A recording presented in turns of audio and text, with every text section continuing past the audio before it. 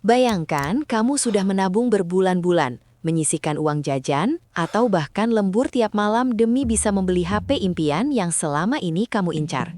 Tapi, tepat saat tabunganmu sudah terkumpul, kamu melihat layar toko online dan matanya terbelalak karena harganya tiba-tiba melompat naik 1 atau 2 juta rupiah tanpa ada pemberitahuan. Ini bukan sekadar mimpi buruk di siang bolong, tapi kenyataan pahit yang sedang mengintai kita semua. Karena nilai tukar rupiah terhadap dolar Amerika Serikat baru saja menembus angka psikologis yang sangat mengkhawatirkan, yaitu Rp17.070. Tonton video ini sampai akhir, karena kita tidak hanya akan bicara soal angka di layar berita, tapi bagaimana angka 17.000 ini akan mengubah isi piring makanmu, harga gadget di kantongmu, sampai strategi rahasia apa yang harus kamu lakukan supaya keuanganmu tidak karam di tengah badai ekonomi ini. Kita mulai dengan sebuah kenyataan yang mungkin jarang disadari banyak orang.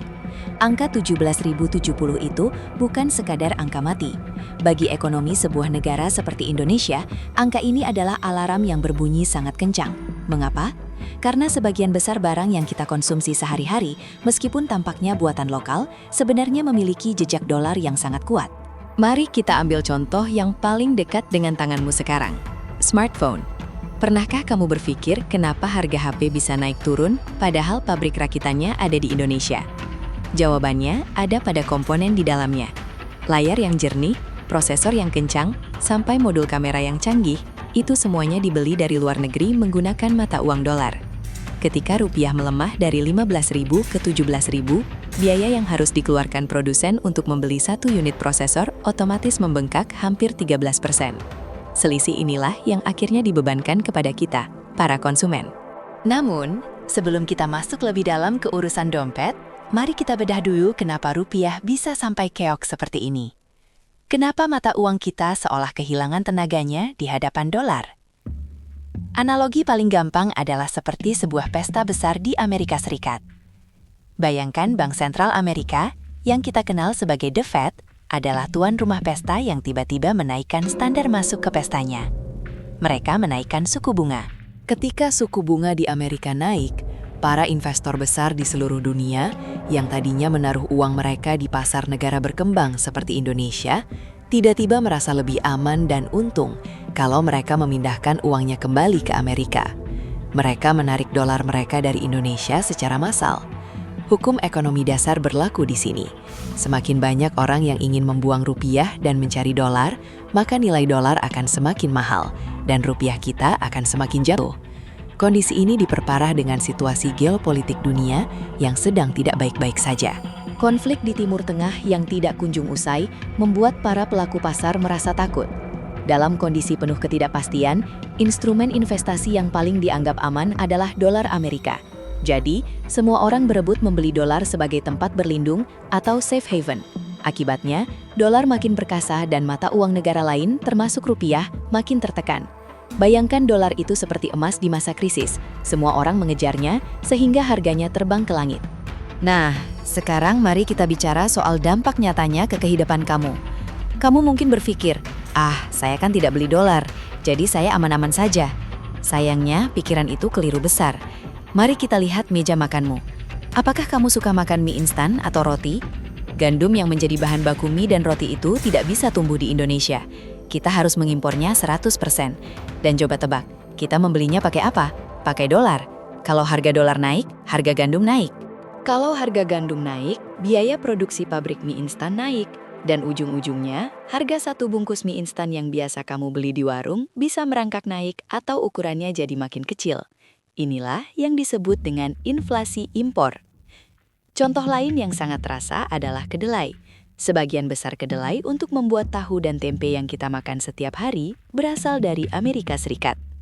Para perajin tahu dan tempe sekarang sedang pusing 7 keliling karena harga bahan baku kedelai meroket mengikuti kenaikan dolar. Mereka berada di posisi sulit. Mau menaikkan harga takut tidak laku, tapi kalau tidak dinaikkan mereka tekor. Akhirnya, banyak yang memilih cara sunat ukuran. Tempe yang tadinya tebal sekarang jadi setipis kartu ATM. Ini adalah bukti nyata bahwa meskipun kamu tidak pernah menyentuh fisik uang dolar, dolar tetap bisa menentukan seberapa kenyang kamu hari ini. Mari kita kembali ke topik gadget dan barang elektronik. Bagi kamu yang berencana upgrade laptop atau ganti HP baru, ini adalah waktu yang sangat menantang. Industri teknologi adalah industri yang sangat sensitif terhadap nilai tukar. Sebagian besar vendor HP di Indonesia masih mengandalkan komponen impor. Bahkan untuk brand lokal sekalipun, baut-baut kecil di dalamnya pun mungkin dibeli dengan mata uang asing. Jika pelemahan rupiah ini terus berlanjut sampai ke angka 17.000 dalam waktu yang lama, jangan kaget kalau model-model baru yang akan rilis bulan depan harganya akan jauh lebih mahal dibanding model tahun lalu. Stok lama mungkin masih dijual dengan harga normal, tapi begitu stok baru masuk dengan biaya produksi yang sudah menyesuaikan kurs terbaru, harganya akan melonjak drastis. Bukan cuma HP, industri otomotif juga akan terdampak. Mobil dan motor, meskipun banyak yang sudah dirakit di dalam negeri, masih memiliki kandungan impor yang signifikan, terutama pada bagian mesin dan perangkat elektronik canggihnya. Biaya logistik dan pengiriman internasional pun dihargai dengan dolar, jadi kenaikan harga kendaraan bermotor tinggal menunggu waktu saja kalau kondisi ini tidak segera stabil. Ini adalah efek domino yang tidak bisa dihindari. Kalau kamu suka topik ekonomi dan perkembangan fakta dunia seperti ini, jangan lupa subscribe ke Faktaverse ya, karena kita akan terus update informasi krusial yang berhubungan langsung dengan nasib dompetmu. Sekarang, mungkin muncul pertanyaan di benakmu. Apakah ada yang diuntungkan dari kondisi ini? Jawabannya ada. Di setiap krisis, selalu ada pihak yang tersenyum. Mereka adalah para eksportir. Bayangkan kamu adalah petani kopi atau pengusaha kerajinan tangan yang menjual produkmu ke Eropa atau Amerika. Kamu menjual barangmu seharga $10. Dulu, $10 itu nilainya Rp150.000. Sekarang dengan kurs 17.000, $10 yang sama nilainya menjadi Rp170.000. Kamu mendapat untung tambahan Rp20.000 hanya karena nilai tukar, tanpa melakukan apa-apa. Industri pariwisata juga berpotensi untung, karena bagi turis asing, liburan di Indonesia jadi terasa jauh lebih murah. Dengan uang dolar yang sama, mereka bisa menginap di hotel yang lebih mewah atau makan lebih banyak makanan anak di Bali. Namun, masalahnya adalah ekonomi kita lebih banyak bergantung pada konsumsi domestik dan impor bahan baku industri daripada ekspor barang jadi. Jadi, secara keseluruhan, pelemahan rupiah ini lebih banyak membawa duka daripada suka bagi masyarakat luas. Beban hidup akan terasa lebih berat, daya beli masyarakat menurun, dan pertumbuhan ekonomi bisa terhambat karena orang-orang cenderung menahan belanja mereka. Lantas, apa yang bisa kita lakukan sebagai rakyat biasa untuk menghadapi situasi rupiah berdarah-darah ini? Pertama, jangan panik tapi tetap waspada. Jika kamu punya rencana membeli barang elektronik besar dalam waktu dekat dan barangnya sudah ada stok lama di toko dengan harga lama, mungkin sekarang adalah saat yang tepat untuk mengeksekusinya sebelum harga baru yang lebih mahal diberlakukan. Namun jika kamu tidak terlalu butuh, lebih baik simpan uangmu dan perkuat dana darurat. Kedua, mulailah melirik produk-produk lokal yang bahan bakunya benar-benar dari dalam negeri. Alih-alih membeli gandum-ganduman, mungkin kita bisa kembali mengonsumsi pangan lokal seperti singkong atau ubi yang tidak terlalu terpengaruh oleh harga dolar. Ini mungkin terdengar klise, tapi dalam situasi ekonomi yang sulit, kemandirian pangan adalah kunci. Ketiga, bagi kamu yang punya investasi, cobalah untuk melakukan diversifikasi. Jangan menaruh semua telurmu dalam satu keranjang. Pelajari instrumen investasi yang bisa memberikan perlindungan nilai terhadap inflasi, seperti emas. Emas biasanya harganya akan naik ketika nilai mata uang menurun.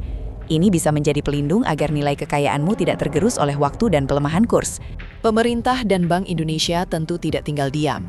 Mereka akan melakukan intervensi di pasar untuk menjaga agar rupiah tidak jatuh terlalu dalam. Namun, kita harus paham bahwa cadangan devisa kita juga terbatas. Kita tidak bisa terus-menerus membakar dolar untuk menyelamatkan rupiah jika faktor eksternalnya, yaitu kebijakan di Amerika Serikat, tetap agresif. Ini adalah perang urat syaraf ekonomi global yang melibatkan raksasa-raksasa dunia dan kita berada di tengah-tengahnya. Studi kasus menarik yang bisa kita pelajari adalah kejadian pada tahun 1998 dan 2020. Meskipun situasinya berbeda, polanya selalu sama. Pelemahan mata uang yang drastis selalu diikuti oleh kenaikan harga barang-barang pokok.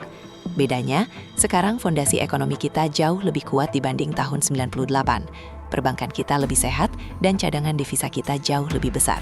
Tapi, itu bukan alasan untuk berleha-leha. Angka 17.000 adalah peringatan bahwa dunia sedang tidak stabil dan kita harus lebih cerdas dalam mengelola keuangan pribadi. Ingatlah bahwa setiap rupiah yang kamu keluarkan sekarang memiliki nilai yang lebih berharga. Jika dulu kamu bisa jajan kopi kekinian setiap hari tanpa berpikir panjang, sekarang mungkin kamu harus mulai menghitung berapa kenaikan harga susu dan biji kopi impor yang digunakan di kafe langgananmu. Mungkin sudah saatnya kamu mulai menyeduh kopi sendiri di rumah untuk menghemat pengeluaran. Hal-hal kecil seperti ini, jika dilakukan secara konsisten, akan sangat membantu menjaga stabilitas keuanganmu di masa sulit. Kita juga harus memperhatikan sektor lapangan kerja. Perusahaan-perusahaan yang sangat bergantung pada bahan baku impor akan mulai merasakan tekanan pada margin keuntungan mereka. Jika mereka tidak kuat menahan beban biaya produksi yang membengkak, pilihan pahit seperti efisiensi karyawan bisa saja terjadi. Ini adalah dampak sistemik yang sangat kita hindari.